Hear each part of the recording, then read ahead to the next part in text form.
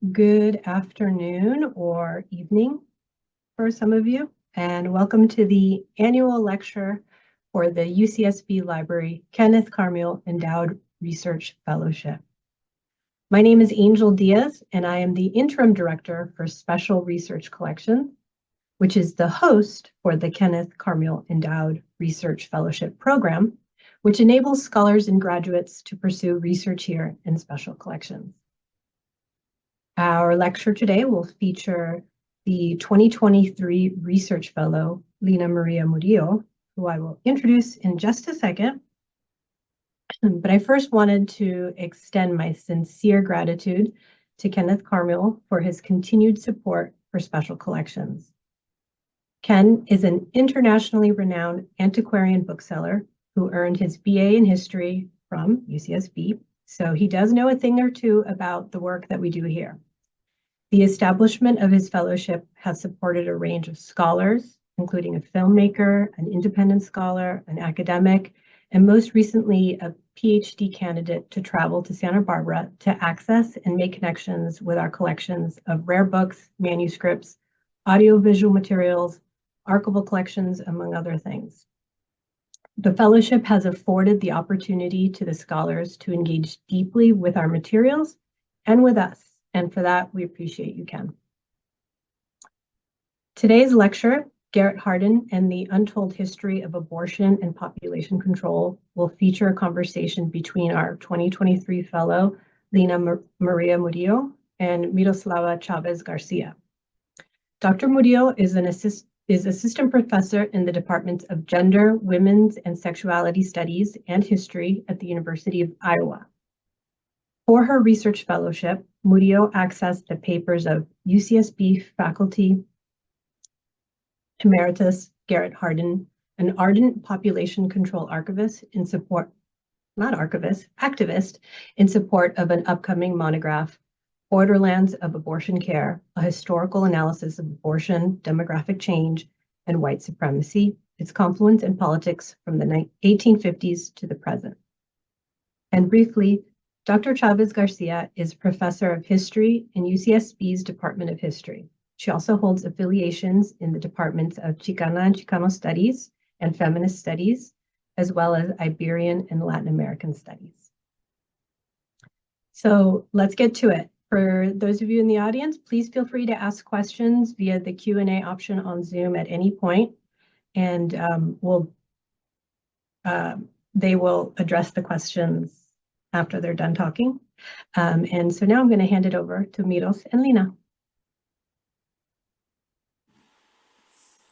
Thank you so much, Angel. And I just quickly want to thank Heather and Jessica and Angel for putting this wonderful talk together, for inviting me to come and speak, and certainly for Professor Miroslava Chavez Garcia for being the moderator this evening. And really what we hope to do is just be in conversation with each other. And I very much want to thank Kenneth Carmiel for this wonderful fellowship. And in fact, I just want to start by thanking him, but also by thanking Miros. If it were not for her, I would not know about this wonderful opportunity at UCSB.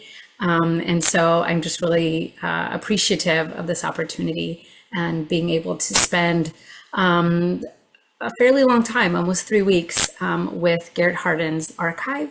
And so I'm looking forward to this conversation with Miros today, who's also spent some time looking at his archive and his materials.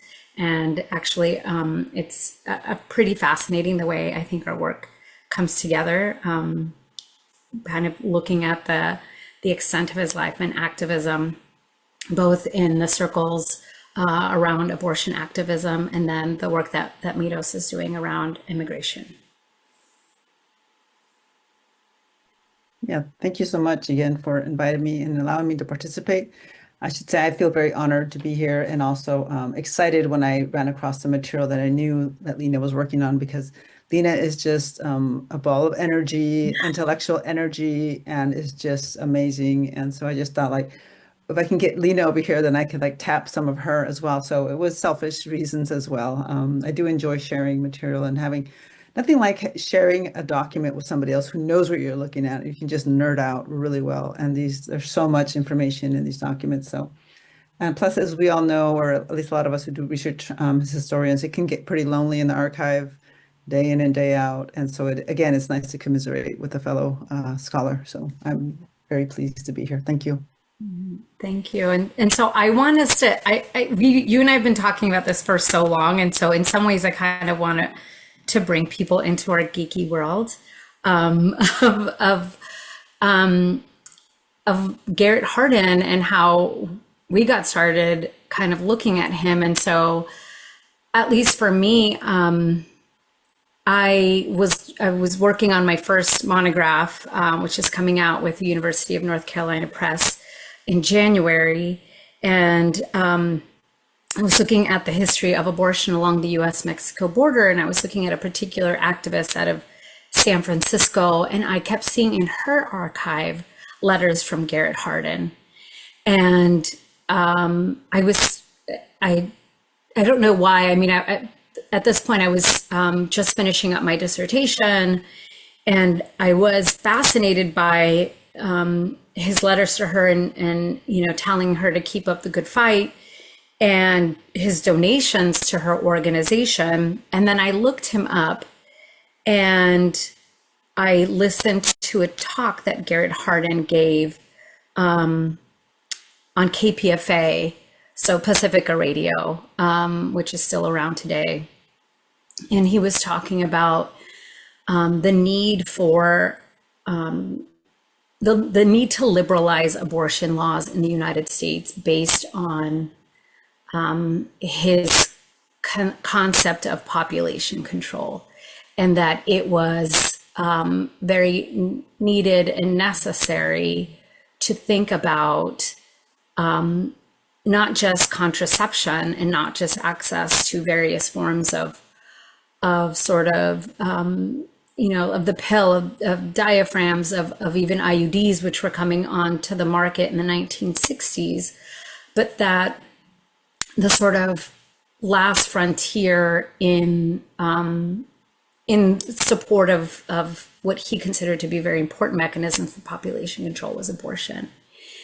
And so that was very striking to me. And I remember thinking, I'm going to put a pin in this person. And like, I don't have time to really like delve into him deeply right now, but he sounds fascinating. And I sort of left it there.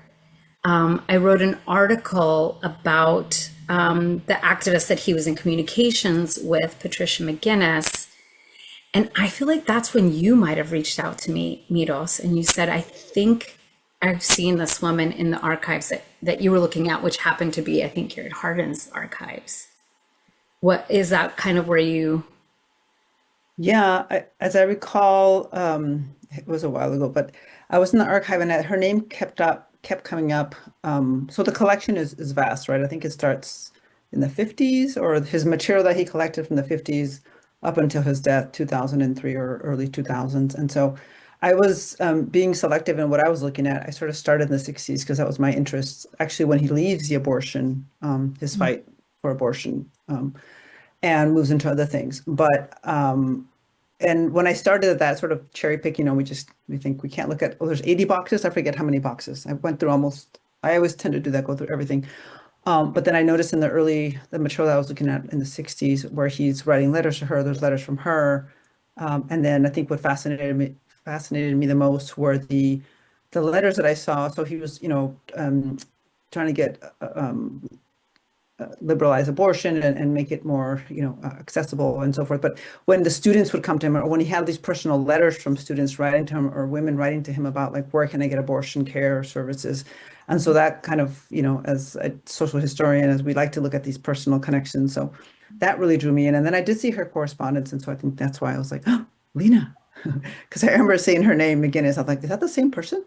And so I reached out. And again, I think it was when I was doing the research, and I thought, let me take a little 5-minute break and write to Lina so I can break up the monotony. But it was great to see those connections, those intersections, right? There's all these intersections that happen. with these characters that we come across.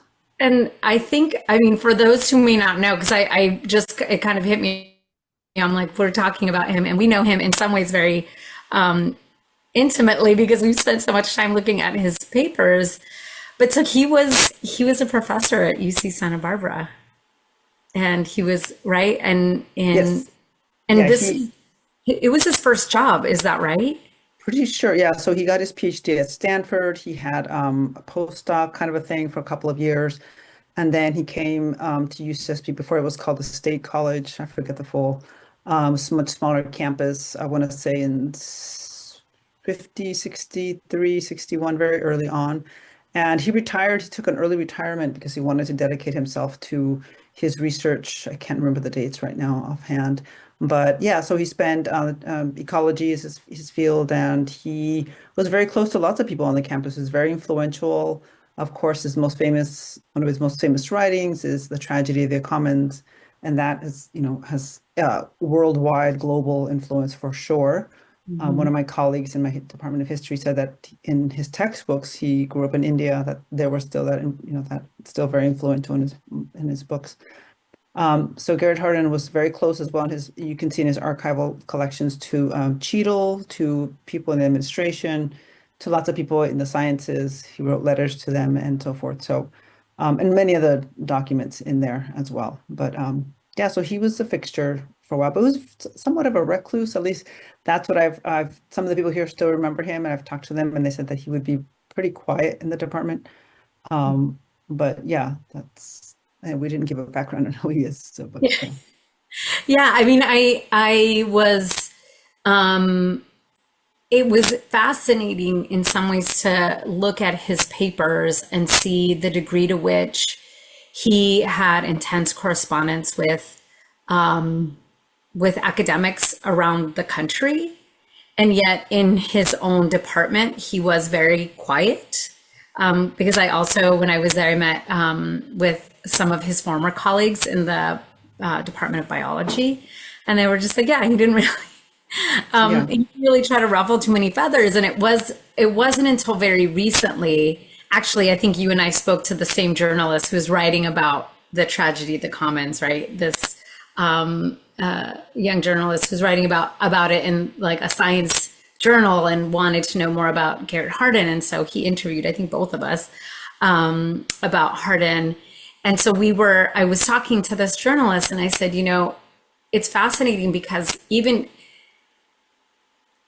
though Garrett Hardin was so well known for this paper that he wrote, that was published in 1968. In fact, the same year that Paul Ehrlich's The Population Bomb is published, that among his peers, it wasn't revolutionary. Like, I think a lot of his peers were like, oh, yes, this is often how biologists think about some of these things. This isn't a big deal. And that after that, he didn't really produce that much research. And even in some of his books, because he wrote so many, especially around population and birth control and all of this stuff, he would even say, I think I'm trying to remember what book it was in the introduction where he said, had I come in later, had I come in the 1970s or even 80s at UCSB, I don't think I would have been a serious contender. I don't think anyone would have taken me up as a serious academic because I really haven't done like actual like research in biology or in ecology. He was really actually more of a social thinker and ideologue, right, than he was an actual producer of academic, what we would consider, academic research. Yeah, definitely. I think his books were very much, a lot of them are collections of essays and kind of, I don't say recycled, but on topics that he wrote about before. So definitely, you don't see the kind of, I guess, what we might think of more typical sort of lab or in the field kind of research. It was more, as you say, going towards social issues, applying science, more of a science writer slash, I won't call him a journalist, but his writing was very accessible for the time. Today it might not seem as accessible as you might think, but at the time he was known as a very clear writer. His prose was, reached a lot of people, and I think that's why he was so successful, is that people could sort of relate to the kind of writing that he was doing, even though it was, you might think of as sort of science-based research. And I'm curious. I don't know that I ever asked you, like, how did you come to him? Like, how did he become of interest to you? Well, I wasn't necessarily looking for him. I didn't even know who he was. But what I wanted to do, I was searching for a new project, a new research project. And one of the topics that is still of interest to me is immigration. And so I was thinking like, well, it would be the most convenient thing to find something on immigration in our special collections here at UCSB. So I just did a search, and one thing that popped up was his collection. And so several times, and I thought, oh, that's interesting. I don't know who this person is, what kind of interest. And so when I went there and I started looking through some of the material, I thought, oh my goodness, there's so much here. I think that there was just, starting to go through it, seeing little gems pop up here and there. And it just definitely spurred my interest in the topic, and just going through all of spent a lot of time going through every document and looking through. Made it really fun, I think, in terms of what was available there. Say fun, in a sort of twisted historical way, but we love to find these, these nuggets. And I think that his collection is just full of these nuggets.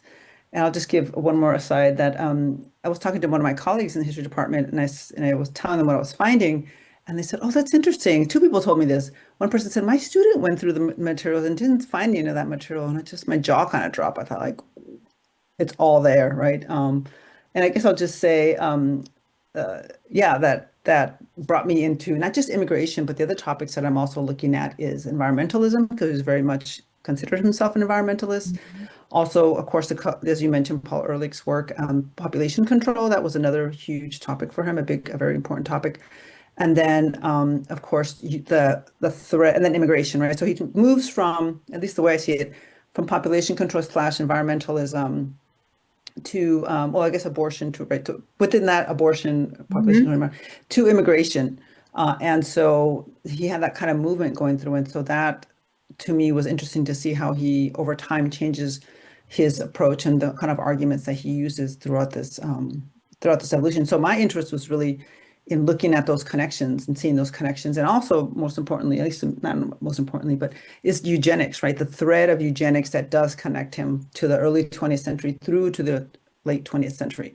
And that is what I'm sort of fishing out. So my lens, that I know yours is very much abortion and reproductive rights, but mine is in some ways eugenics, right? And looking at where are these threads of eugenics and around immigration control and environmentalism and population. So you can't pull them apart, right? They're all kind of overlapping and intersecting. So yeah. And I think, I think what for me, when and I feel bad, I should say, I feel bad in some ways for Angel and her staff, because they would constantly walk past me as I was looking at things, and they would, it's like oftentimes, like, what, like, I can't believe you kept these documents, like some of them are so, they make you bristle because they're so, quite frankly, openly racist. And it was, I'm alone in this space. As you were saying, right, you're alone. And I'm like, I need some other human being to sort of commiserate and like experience this very, just almost embodied rage, but also I think it was often surprised that he felt so confident in his positions and his understanding of just like how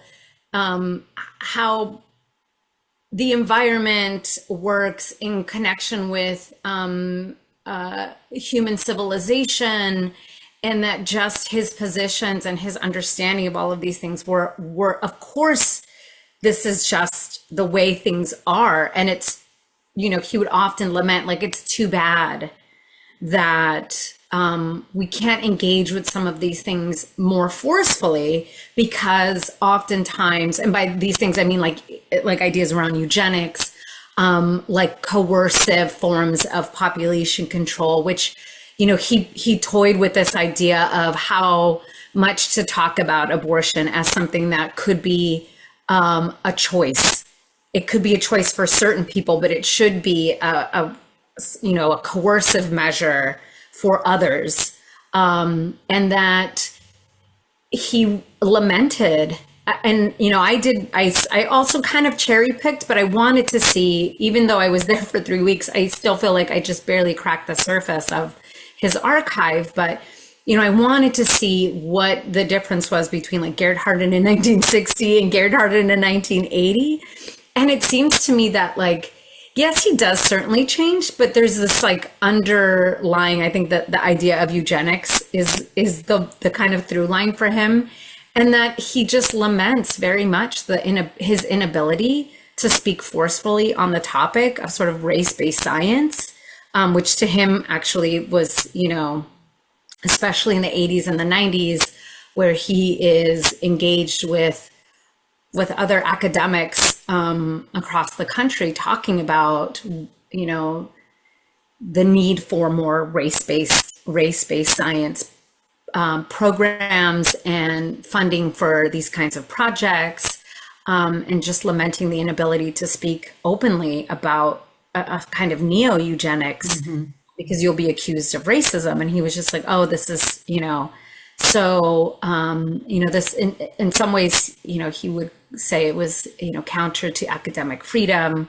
to be able to talk about these openly. So for me, in my work on abortion, what it allowed me to do and it's allowed me to see is actually kind of the in many ways, the sort of white supremacist roots of the abortion rights movement in the latter part of the 20th century. And it's pointed me in different directions and had me actually look at different people in the movement that I think for too long have gone kind of understudied, including Garrett Hardin and his activism, and that a lot of the thinking around his positions in support of abortion are actually, when you just begin to scratch the surface and see kind of some of the other things that he was talking to, other concerns that he had around the environment, around population control, and then later on around immigration, that he sees access to various kinds of reproductive health care as potential coercive measures to deal with unwanted populations in the U.S. Yeah. Yeah, no, it's interesting that you call him or you identify him as activist. I guess I quite wouldn't use that term. I think I come at it perhaps a little more pessimistic in terms of who he was. So he's interested in abortion rights. And I see that within the frame of like, he's interested in population control, right? That because he wants, so he's concerned about population and how he was neo-Malthusian, right? Believe in Malthus and sort of the destruction of the earth, too many people, just like Paul Ehrlich. But then around 1972, right, when there's like the population stabilization, that's a little bit later, he says, okay, we're good. I'm stepping away from this. And he even says, I'm hanging up my hat to some degree, right? The abortion fight. And so then he says, well, the other way, and he's not the only one. So it's a large community of people. Well, it's Paul Ehrlich, it's John Tanton with FAIR, Federation of American Immigration Reform, who are saying now what's the way that population control, we're not done yet, right? Population control is still something we have to fight. And the way to do that is to control immigration, whether it's undocumented, illegal immigration, the terminology they used, and legal immigration, and as well as refugees, like the whole litany of like who's coming in and who doesn't. And so that's the focus, becomes his driving focus. And he's really, really shrewd. I mean, throughout this period, he says, it's taboo, like he knows when to talk about something and when not to. And he writes about that. He says, right now, he wants to write about immigration, but he knows he can't because he's going to be labeled a bigot, right? And he says, I'm going to be labeled a bigot. And so he's like, he tests the water. He essentially starts dipping his toe, right? He's like, let me test it. And then he says, oh, interesting that no one said anything about immigration.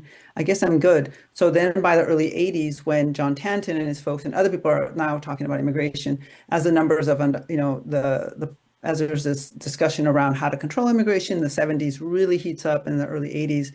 Then he's going full blast, like, okay, I can talk about this. Maybe it's not as, immigration like other people do, but his coded language becomes less coded at that point by the 80s and 90s. And so he's being used.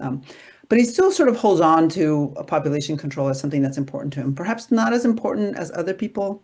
So a lot of people by the 80s no longer even talking about population control, right? And he's a little frustrated that that's the case, but immigration is really where I think most of much of the force sort of morphs into, I would say. Yeah.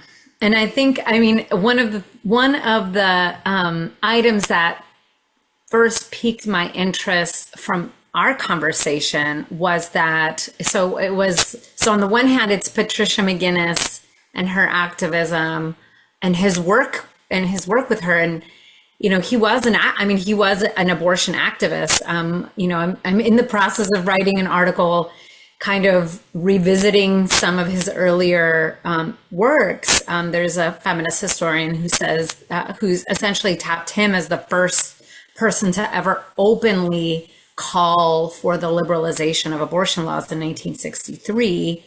And that she says, oh, he spoke on this from the position of giving women choice. And so I'm like, well, let's unpack this a little bit in 1963. So, you know, he was instrumental in organizing people in California. He was instrumental in connecting people like Patricia McGuinness to sort of larger movements. So one of the people I've been looking at is Lawrence Latter, who is one of the founders of NARAL, which for people who don't know, at the time, the acronym stood for the National Association to Repeal Abortion Laws. And it goes through various iterations, especially after Roe v. Wade comes to pass. But they start that organization in 1969. And one of the founding members is Garrett Hardin. So it's really like men. And it's interesting with respect to Larry Lauder, he's the last person to write a biography of Margaret Sanger, and he interviews Margaret Sanger in the late 1950s, and he writes his biography of her. He spends time with her. She at this point is living in like an elder home facility in Tucson, Arizona. She dies in 1966, and Lawrence Latter really sees Margaret Sanger as, you know, kind of, you know, this heroine of the early 20th century, and that really her ideology around population control, he feels like he wants to exalt that. And that one of the kind of, again, for Larry Lauder, his name is Lawrence Latter, Larry, is abortion. And so he meets Garrett Hardin, and they're both like essentially on the same page. And they make friends with people like Betty Friedan and right, like all of these well-known, Shirley Chisholm, like all of these very well-known, very well-respected feminist activists. And it's, you know, as the years go by, they begin to kind of suspect that people like Garrett Hardin are not all that interested in sort of these feminist positions, right? That women should be in control of their own reproduction for just, you know, for as a human right, but like that there should be some greater purpose for that control. And so by that point, I think Garrett Hardin they lose interest in him. I also feel like he loses interest in them. But in the 1980s, the question of abortion comes back up. And this is where I think you and I also kind of connected, because you showed me a document between a woman that I'm looking at, Guadalupe Arizpe de la Vega, who's another activist along the US-Mexico border. And she, you know, it's interesting, this question around population control, just as it's kind of waning in interest in the US, it's kind of gaining salience in other parts of the world, because they see that US aid, US foreign aid and support is now intimately linked and tied to family planning. And so Garrett Hardin, along with this other guy, Thaddeus Rowland, who you also introduced me to, and they're friends, and they begin to want to kind of make connections with Mexican entrepreneurs. And so they sort of get connected with Guadalupe Arizpe de la Vega and her husband, who is one of the godfathers of the maquiladora industry in northern Mexico, which is sort of mass factories in northern Mexico. And, Garrett Hardin says, like, we need to talk to them about abortion, right? Like, if we want to get involved with them and deal with this issue of immigration and deal with this issue of overpopulation coming from Mexico, they're going to have to acquiesce to grant, greater abortion access in Mexico. And of course, like Mexico, that question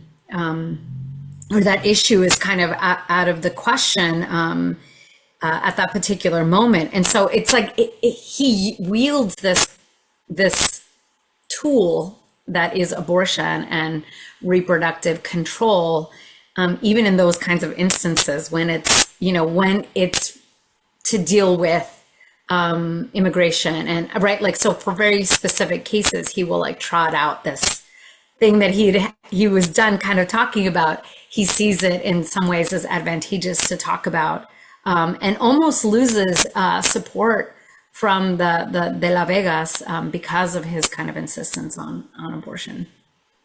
Yeah, definitely his insistence in wanting to bring up abortion, right? They read it as sort of imperialist, or this kind of, which it kind of is.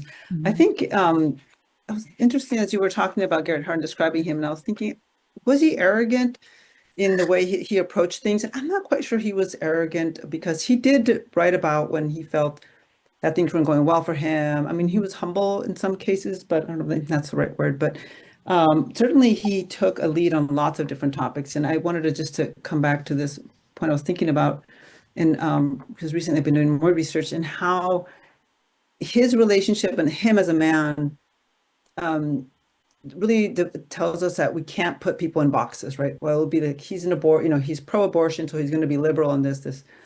No, not necessarily, right? Or the people that he's working with, they're not all going to have, like, we think certain people will line up in particular ways, right? We might think like the environmentalists were liberals, right? Or the this group was this. I mean, he's a perfect example of that. That he straddled so many different spaces for different reasons. What we might think like, oh, he's doing this because he's, a feminist. Like, he railed against feminists, right? Later in you can see that going through his documents. And so his purpose, it's just not really easy to tell, what he's, and people at the time, right, how to put people in camps. You can't just label them and put them in, because they morph and they change and they have different interests, right? As I say, politics makes for strange bedfellows. Like, why are they getting? And then just reading some of his correspondence to his friends, where he's, for instance, in the 80s, he's talking about Ronald Reagan, like, Ronald Reagan's way too old. Right? It was kind of funny. What's he thinking? He's embarrassing himself. Why is he running for president? And later there's this whole shift, right, in the 80s around, right, the conservatives and so forth. And then you would never think that Garrett Hardin would align himself with those groups, but he does in some ways. So it's just interesting to see how all of these different interests played out. I think it gets confusing for me to think, aren't they friends, or wouldn't they form alliances? But they don't, because they have very different sort of interests. And so it just changes over time. Absolutely. And I think, I will say that I didn't know what to anticipate. Aside from some of the materials that you and I had shared, I wasn't sure what to anticipate. And I mean, for me, one of the things that I use as an example, because it was so fascinating and in some ways shocking, and I don't know why, and in some ways I'm still sort of trying to process my time at the archive, but the extent to which many very well-known and I think well-respected academics agreed with some of his neo-eugenic positions. And I think you and I have talked about this before, that, often people would say, please get rid of this letter once you read it, right, throw it away, and he wouldn't it. And it was in some ways very, I don't know if it just was like, it was jarring actually, to read these letters between him and, various well-known and well-respected academics throughout the country, who often agreed with his positions on race and racism. And so the, I'm remembering this one letter that I can't remember who he was writing to, but he said something to the effect, and this had to do with kind of student activism on campus. Oh, And, especially Black and brown students, just the kind of activism that was going on. This is probably in the late 1960s, early 70s. And he says something to a colleague, maybe it was a colleague he had in Wisconsin, I can't remember, but he said, something to the effect of, I can look out my window and see the students who essentially need to be sterilized or should have some sort of compulsory contraception. They should never have children, right? They should never be allowed to have children. And there's another when he's talking about the Black student protests, right? And in North Hall and all that was happening, he equates them. I mean, the language that he uses is just brutal. I mean, and it kind of, now that I'm looking at a lot of other organizations that he was connected to, and I see why this influence. So one of the organizations I'm looking at now is the Pioneer Fund, right? And the Pioneer Fund is all about proving African-American intelligence, right, being less than white. So proving it's pro-white, also very anti-Semitic. And so he received funding from the Pioneer Fund, right? That's one of the places that, and the Pioneer Fund supported lots of other scholars across the country. And so then so that kind of, all the things that he supported, I can see in these organizations, he pops up in his influence and why that's so. But I think I want to go to this other point. I think both of us, and you've touched on as well, Garrett Hardin, he kept everything, right? It seems like, who knows, maybe they did throw out some stuff, but it seems like he kept everything. And I think this is important. So all these letters, these personal letters, and that's what allowed me to write this article where I look at a 30-year span of his letters between himself and a recluse of a philanthropist who underwrote all these organizations. She was a millionaire or an heiress, Cordelia Scaife May. She went by Cordelia S. May. She wanted to hide her Scaife, or sort of remove herself from her family, because she had a lot of trouble with them. Nevertheless, she was ended up, Qualcomm was that huge, right? She spent millions of dollars over the years, hundreds of millions of dollars supporting all of these very conservative organizations. So he has this correspondence with her over the course of 30 years and writing very detailed and intimate things. So, and it was interesting to see how, that he kept all these documents, even though there was something that they would tell him, burn this letter, and he didn't, obviously. And comparing him to other people who collected work were much more careful. I mean, look at somebody like John Tanton, right? As you know, at the University of Michigan, his records, he has embargoed or closed off the records until 2035, right? So there's a lot of that, his records are cherry picked. So there's only certain things you can look at. The rest of it, and I think because John Tanton had been outed in public at one point and was labeled, and his writings got leaked. Garrett Hardin didn't have that experience. Maybe he had something like that come out. Maybe he wouldn't have been so, sort of open, or maybe he didn't think anybody would look at his materials. I don't know. It's you look at the material there and you see his kind of the virulent sort of racism that undergirded a lot of him. The exclusionary, the boat people he talked about. Again, I mentioned feminists, African Americans, people disabled. He, in correspondence with Cordelia May would talk about, do we really know what happens to preemies? Should we really be spending that much money in the healthcare system? What are we doing? Are we just prolonging their lives? I mean, all of the subtle or not so subtle eugenic kind of things that they would talk about. It's just mind blowing. But again, I think, as you're saying, people accepted it. I think it was just the time, and people, I don't know, it's hard to sort of sometimes go back in time and say oh, you were wrong in doing this, but it was common, still these ideas, throughout the 20th century, and still today we have these very much eugenic beliefs about what makes for a good, what are the qualities that we look for in people. I mean, yeah, it's still very much accepted. Absolutely. Oh, we're getting a time check here, so that's great. And the last thing I'll say about him, and then we hope to open it up to questions. And I see there's a couple of questions in the Q&A chat. We'll happy to look at those. But what I found fascinating again in the latter part of his life is the degree to which he did become kind of like a cult hero among certain people. Oh, yeah. So people would send him their drafts of monographs and say, I would love it if you could, give me some feedback.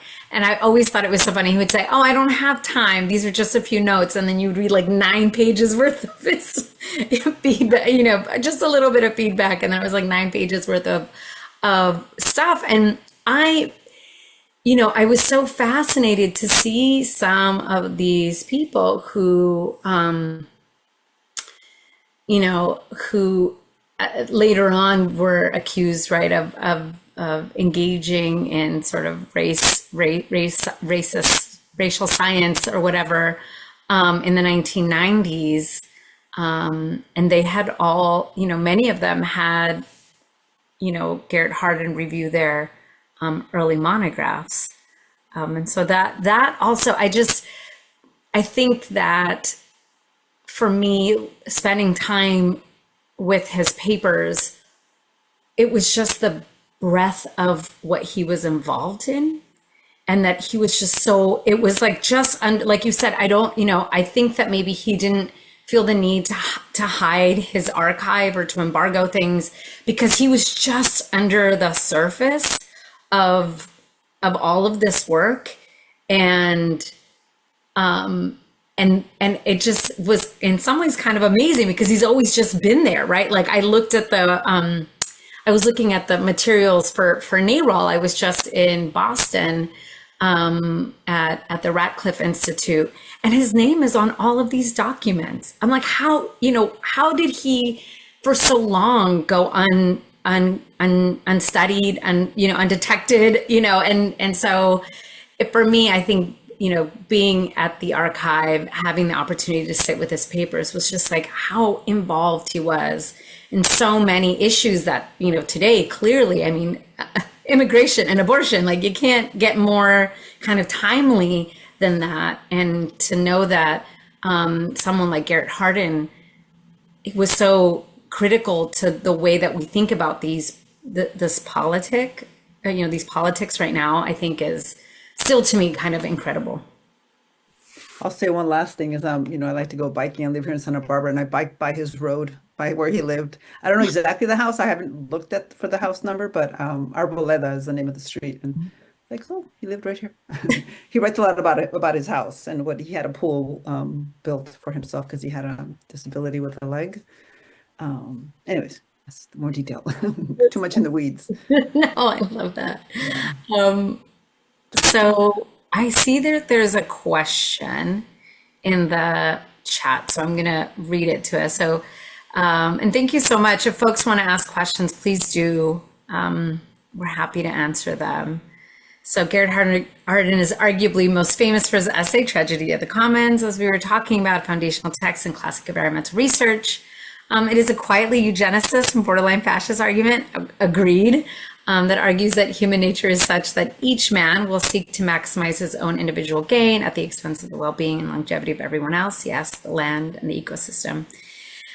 It's the kind of insidious argument, already common sense, when in fact what he's describing is not the human, but capitalist, absolutely settler, colonial extractivist economies. 100%. All yes. From what you're saying, he wasn't a good researcher, but was more of an armchair ecologist. A bit like Paul Ehrlich, yes, who was also unapologetically thought this was the price of progress. Can we speak more to the white supremacist fascist roots of classic environmentalist discourse, which even today often masquerades as logic or common sense? And this person, wants to clarify, I wish to clarify the fact that I earnestly believe this is racist as hell and have exactly zero patience for the well, actually crowd in this regard. Yeah, I agree. But I do think that's important. I think, Mitos, you probably have more to say about the environmental roots. I can I'll say, say a little bit. I still am spending more time on eugenics, even though it's not separated. But I know that some of the work, is it Dorothea Taylor or Dorothea, what the this woman who's written 3 books on the conservation movement that's been yeah, so helpful to me. Is it Taylor? I can't remember her name. Dorothea, you know who I'm talking about? The roots of like racism, Yes. conservation. But Yes. you know, definitely in the conservation movements that have been more generally, this is not my area of specialty, but certainly there's always been this, the argument goes that, you know, we need to preserve these lands, this area. It's being defiled, it's being destroyed by too many people, specifically by people who don't know how to take care of the land, right? And then usually reference will be to people of color, will be to immigrants in the early 20th century. It was Italians, it was other recent immigrants as well who were, you know, doing things in the urban areas, the way they handled their sources of food and so forth. She has a great chapter in her book which looks at the Audubon Society and how that was created around birds and how the protection of birds and how that also became racialized in many ways. And so that's very helpful to understanding. So the destruction of the environment, right? And so the need to preserve these spaces for particular people, right? It's no coincidence that the urban renewal, right, or in the early 20th century, the move for city parks and those are things are for people who are in the urban areas who want that, who want these areas cleaned, and for a particular group of people in terms of middle class, upper class people. So definitely, I think environmentalism has that. Very much so for the 20th century, that sort of approach, that sort of view.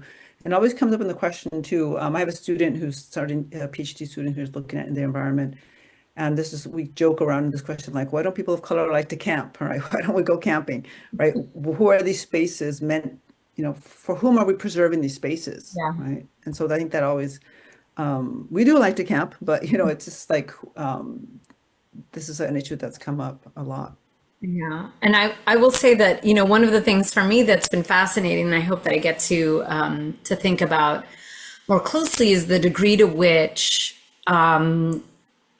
environmentalists were involved in the family planning movement. And so the person I always think about is William Voigt.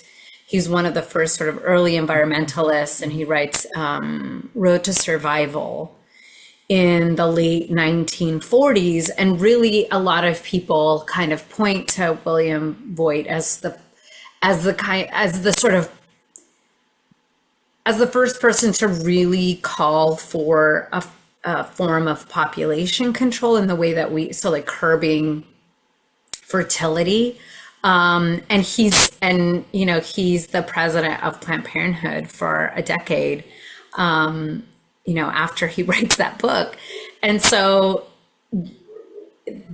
these connections between environmentalists, and really that vision for them is not looking necessarily at Europe or the US as the sources of those who need to really forcefully engage in population control, but really, like, for them, it's about the so-called third world, right? So the global South. And so that's, for me, the sort of roots of the environmentalist movement and how they overlap, for instance, with family planning. Very clear on where they thought family planning was most needed and for whom. And, you know, one of the things that I'm being a little bit more critical about is the way that some feminist historians have written about this period in history. Not all, but some have wanted to kind of gloss over the degree to which there are some very deep roots of white supremacy and population control and family planning and the movement for the liberalization of abortion laws. Often in the histories of these movements, you know, with exceptions, right? Linda Gordon writes about the history of eugenics and its deep ties to Planned Parenthood and Margaret Sanger.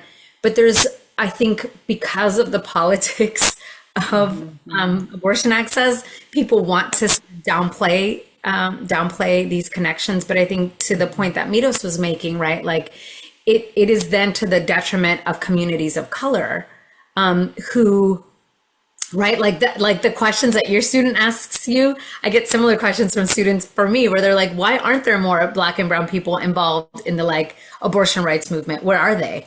Right? Like, why aren't they coming to the banquet for Planned Parenthood? Why aren't they involved in these things? And for me, you know, as I've been looking at this history, it's like, well, because our communities can tell, right, that like the language around accessing family planning has not been one of kind of expounding the liberatory sort of practices, you know, but rather like, here is a way for you to get off welfare, right? Here is a way for you to deal with your poverty.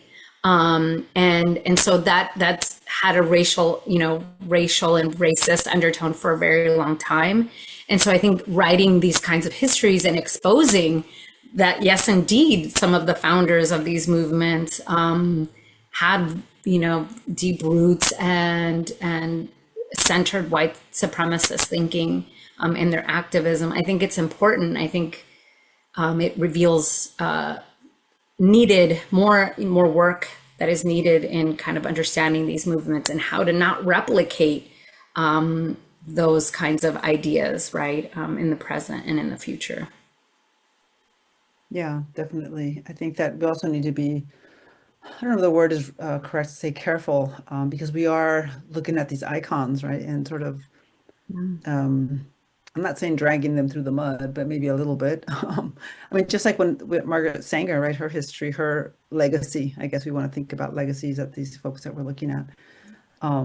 But if we do the research, if we show the evidence, you know, as the good historians that we are, the documents, well, they could lie, right? Because the way they were fabricated. But I mean, I think we just need to shore up all of our research and to bring it together to talk about some of these. I'm really interested in the backroom dealings, the personal communications, the things that were not brought out to the public, because I think there's a lot more, right? A lot more thought and discussions and planning that went on that we don't know about. And so I'm always looking for those things to see that. So it's out there. It's not as you know, Garrett Hardin's collection is an exception because there's so much of that there. But I'm finding another collection which is very intimately tied to him too, John Trevor Jr., who his father was John Trevor, who started the American Coalition for Patriotic Societies, who helped write the Immigration Act of 1924. Who's connected to the Pioneer Fund. And John Trevor Jr.'s collection is pretty close to Garrett Hardin's, where he kept everything. Oh my God. Oh, and William Draper, you know, the start of the Pioneer Fund, is like, I'm a eugenicist and I love it, and okay. But that's the only one that comes close to Garrett Hardin. Garrett Hardin's collection is by far the richest.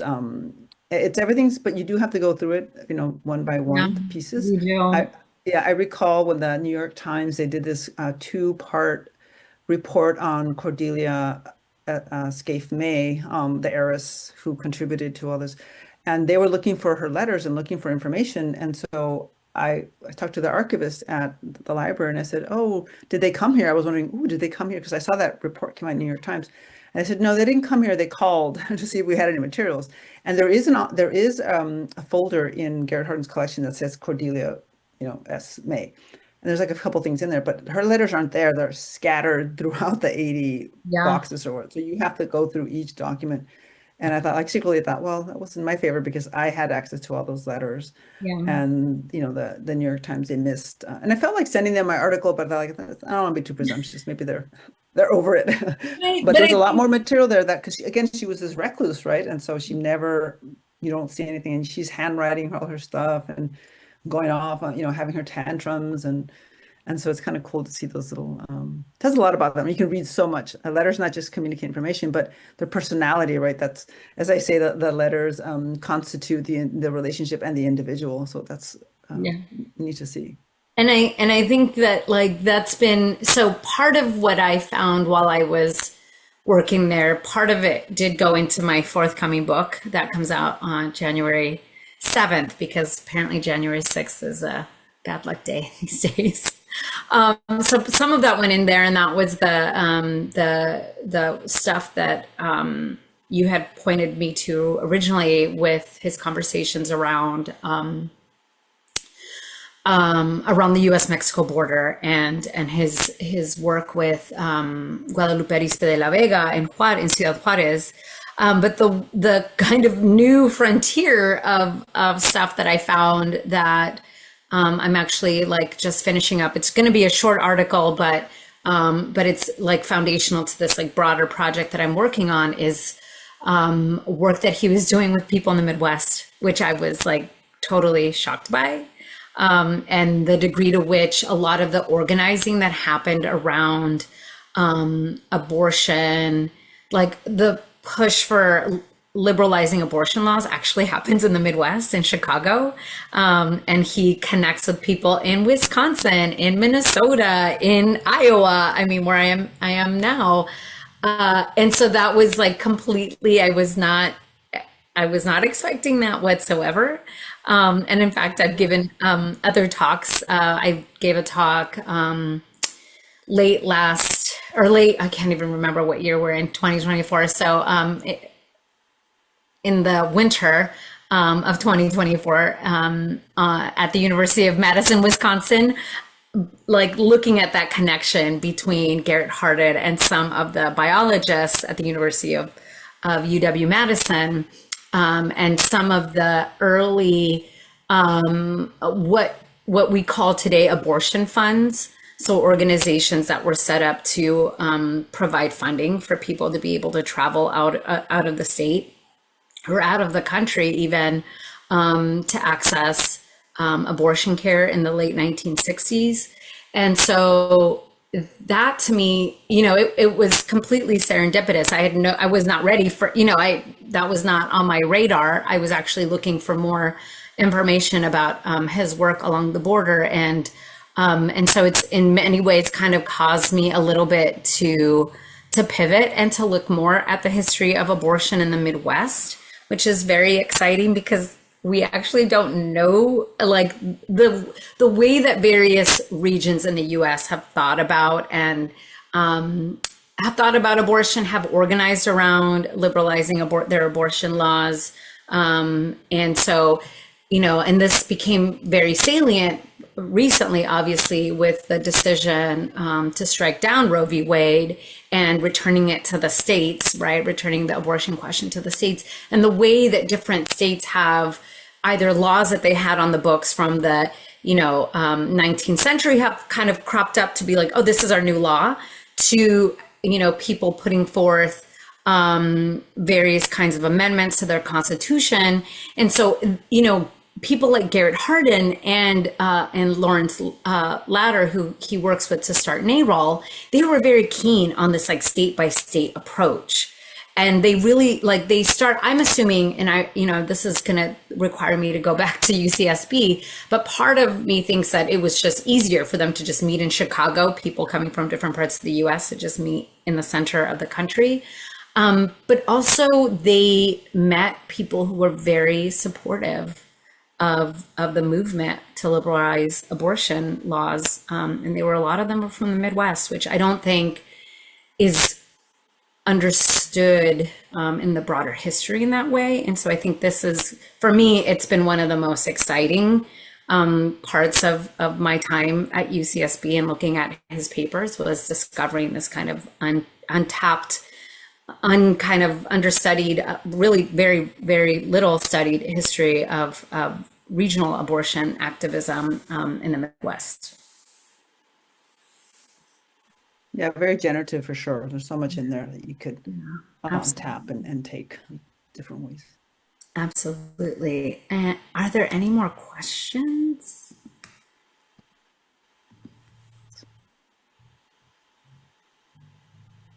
Let's see.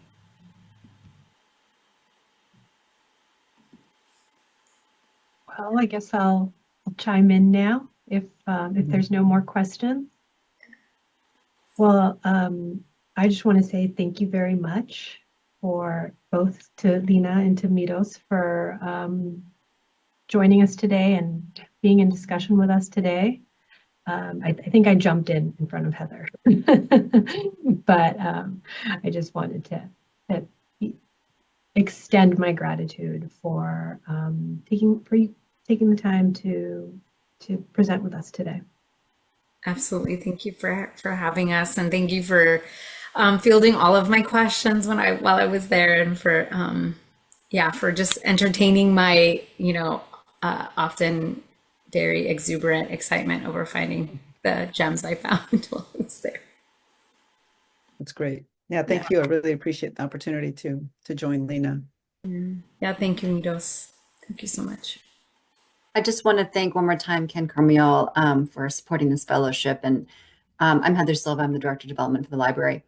I think about all of the untold stories that we have in Special Research Collection. And I also think about the retelling of stories, which is also just as critical. This is a great example of that. And I think it's a great example of the power of accessing primary resource materials and what that means.